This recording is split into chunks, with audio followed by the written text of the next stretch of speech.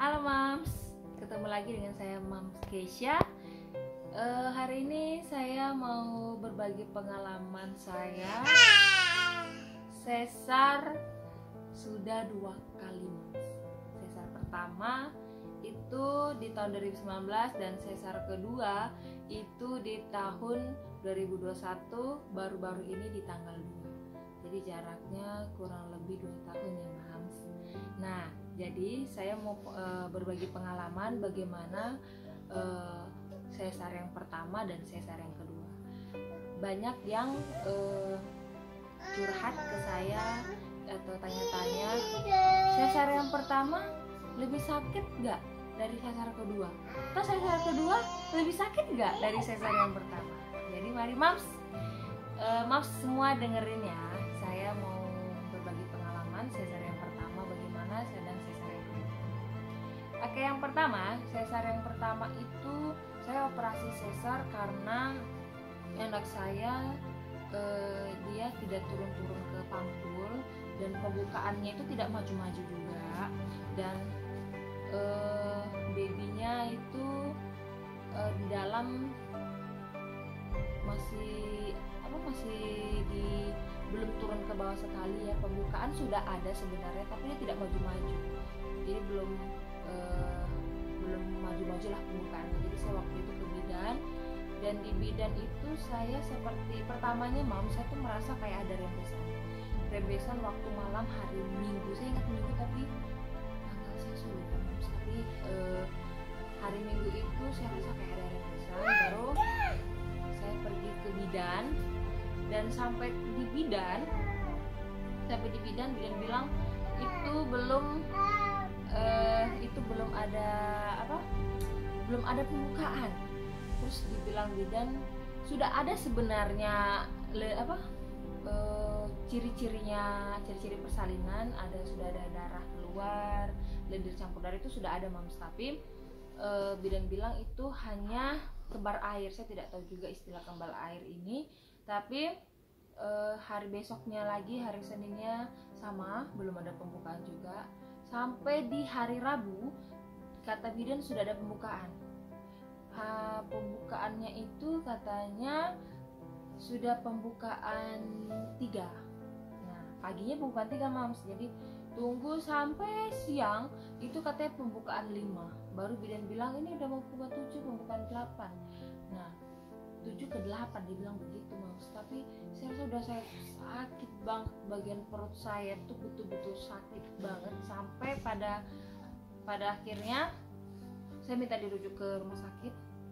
Keluarga juga bilang kita ke rumah sakit. Akhirnya kita ke rumah sakit. Sampai di rumah sakit diperiksa, katanya ketuban kering.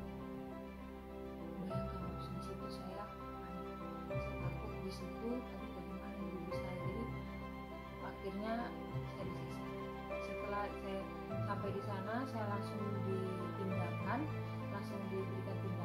Saya langsung diperiksa dan langsung didorong ke ruang operasi. Jadi saya langsung ruang operasi sesar ke situ. Saya ingat itu sekitar jam 2 saya dioperasi.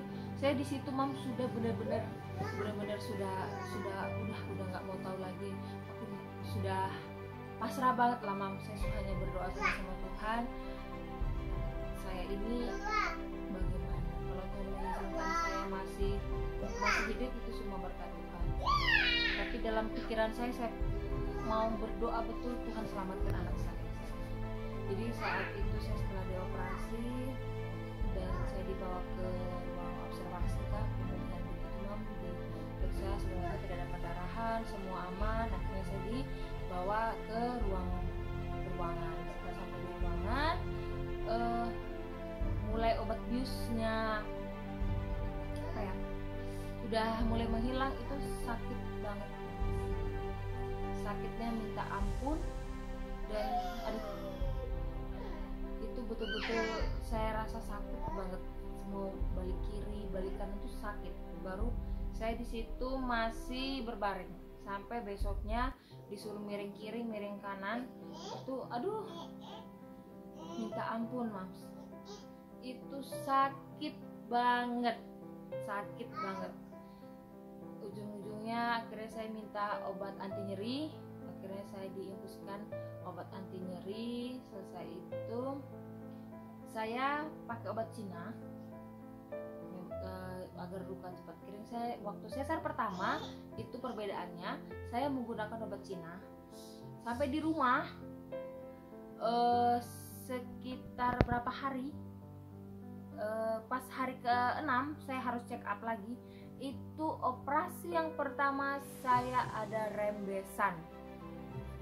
Bayangkan, saya ada rembesan, dan itu pas diperiksa dokternya marah, ini kenapa ini bisa ada rembesan, dibilang begitu. Akhirnya dokter buka perbannya, ditekan terus, dia disuruh setiap hari harus ganti perban. Jadi jarak rumah saya ke rumah sakit itu menjauh sekitar 1,5 jam begitu ke rumah sakit. Jadi saya tidak mungkin setiap hari, maaf ya Mams, saya sambil gendong anak. Jadi saya tidak mungkin untuk tiap hari terus ke rumah sakit. Akhirnya kita ganti sendiri, ganti di bidan pertama, baru ganti sendiri sampai berapa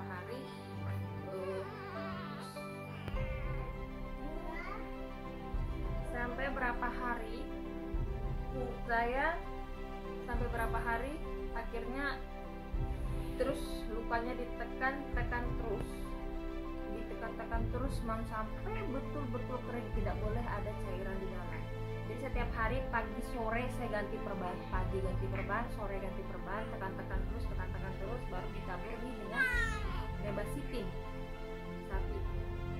Jadi setelah kurang lebih 2 minggu itu sudah bagus, jahitannya sudah bagus, sudah tidak ada rembesan, sudah bagus. Tapi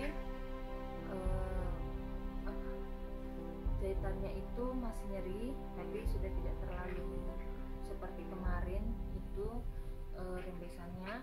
Akhirnya sudah 2 mingguan lebih, akhirnya dokter menyatakan sudah oke jahitannya, baru saya bisa dikasih perban anti air, karena sebelumnya saya belum bisa pakai perban anti air karena memang harus diganti perban terus. Jadi ini sudah bisa pakai perban anti air, akhirnya saya pakai perban anti air, saya bisa mandi, beraktivitas seperti biasa. Nah, itu yang pertama Mam, sesar pertama.